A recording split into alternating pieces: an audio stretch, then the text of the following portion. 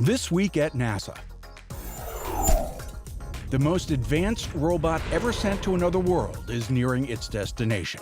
And NASA scientists and managers at a headquarters news briefing called the Curiosity rover mission the hardest one attempted in the history of robotic planetary exploration. It truly is a major step forward, both in technology and in science, potential science return and science capability, to unlock the mysteries of Mars in places that have never been accessible to humankind in the past. Curiosity is being transported to the Red Planet by NASA's Mars Science Laboratory spacecraft. MSL will deliver Curiosity to Mars at approximately 1:31 a.m. Eastern on August 6th. When it does land, Curiosity will then use a suite of laboratory instruments to analyze samples of rocks, soil, and the atmosphere in an effort to determine whether Mars is, or ever was, able to sustain microbial life. This is going to be a mission that requires a lot of patience, and as a scientist, this is not something for which there is a slam dunk discovery, but many bits of information come together to build this, and it's going to take us a while to get there. Unveiled during the briefing was a new Xbox 360 game developed in collaboration with Microsoft called Mars Rover Landing. Users take control of their own spacecraft while facing the extreme challenges of landing a rover in a specific location on Mars. The Mars Rover Landing game is free and available for download at the Xbox Marketplace.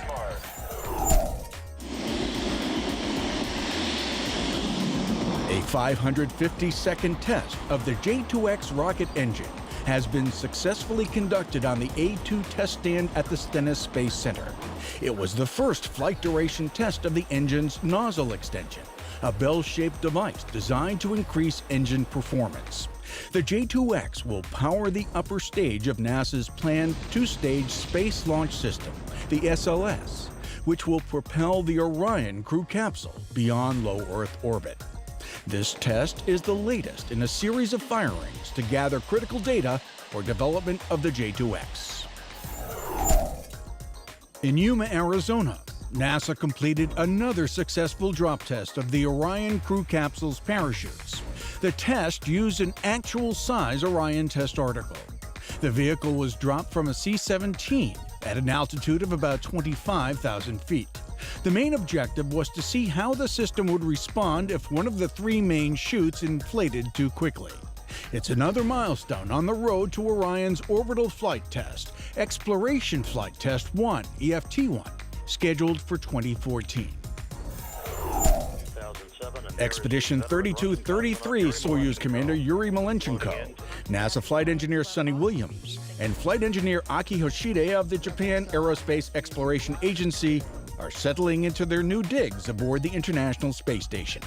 The trio was welcomed aboard the orbiting laboratory by Station Commander Gennady Padalka, NASA flight engineer Joe Akaba, and Russian flight engineer Sergei Revin. The docking of their spacecraft came on the 37th anniversary of the historic link-up of Apollo and Soyuz spacecraft in 1975 that began U.S.-Russian cooperation in human spaceflight. International Space Station program scientist Julie Robinson was at the Marshall Space Flight Center's Payload Operations Center to encourage ISS ambassadorship among employees. Robinson is traveling to NASA centers to promote a better understanding of the research and technology development being done in the world's only laboratory in microgravity. Those scientific discoveries and the way that they benefit us here on Earth are really some of the most important messages that NASA needs to share with our taxpayers about how valuable the space station is and how much it's driving our economy. So we're just trying to make sure that our own employees know those messages, and then we're trying, of course, to also share them with the world. The Payload Operations Center at Marshall coordinates all research activities aboard the station. NASA astronaut Dan Burbank visited Goddard Space Flight Center to share experiences from his 5-month stay aboard the ISS as a member of the Expedition 29 and 30 crews. If you ride a rocket to space, as soon as the engines quit, within the first hour, you're already becoming a creature of space. Your body is doing exactly what it needs to do to optimize all the resources you have to live in this new and novel environment that it finds itself in. Burbank and his crewmates, Anton Shkaplerov and Anatoly Ivanishin, returned to Earth on April 27th. Aero Day on the Hill provided an opportunity for representatives of NASA's Aeronautics Research Mission Directorate to visit Capitol Hill and brief members of Congress on the research the agency is conducting to make air transportation more efficient, safe, and environmentally friendly. We are setting the vision for the country and we are leading the aeronautics community. So it's all about direct, tangible, compelling benefit that you can enjoy today and years to come. ARMD works to solve the challenges that exist in our nation's air transportation system through innovative technical concepts and dedicated research and development. Space Shuttle Enterprise made its official debut before New York's public as the centerpiece of the Intrepid Sea, Air, and Space Museum's newest attraction, Space Shuttle Pavilion. Let's cut the ribbon. Today, we turn Enterprise over to the Intrepid Sea, Air, and Space Museum. This magnificent machine is a tangible example that our dreams of exploration, of reaching our higher potential, are always within our reach if we try for them. Also part of the grand opening celebration, a host of NASA exhibits, displays, and educational demonstrations showcasing the past, present, and future of aeronautics and space exploration. Event guests met and mingled with a number of current and former NASA astronauts. Noted space historian John Logsdon spoke at the Kennedy Space Center to detail some of the decisions then-President John F. Kennedy made to set the nation on a course to send astronauts to the moon. That it was the Gagarin flight, and in particular the domestic and international reaction to the Gagarin flight, that stimulated Kennedy to pay attention to human spaceflight, and as he paid attention, become to realize the symbolic importance of not being in a leading position. Logsdon said Kennedy made defining contributions to keep the Apollo program on course during the rest of his presidency. Get to the moon before the Soviets, that was Kennedy's overriding motivation. Logsdon, who has written extensively about the American space program and space policy, said the president spoke often about involving the Soviet Union in a joint venture to the moon, even going as far as to propose the idea before the United Nations. Kennedy's first choice would have been to cooperate from the start, and it was Khrushchev that said no. Of course, Apollo 11 met Kennedy's challenge by putting 2 men on the moon before the end of the 1960s. And 6 years later, the United States and Russia began their cooperation in human spaceflight that eventually led to our partnership on the International Space Station. 4 forward, drift into the right a little. 30 seconds. Forward drift. Contact light. Okay, engine stop. Tranquility Base here. The Eagle has landed.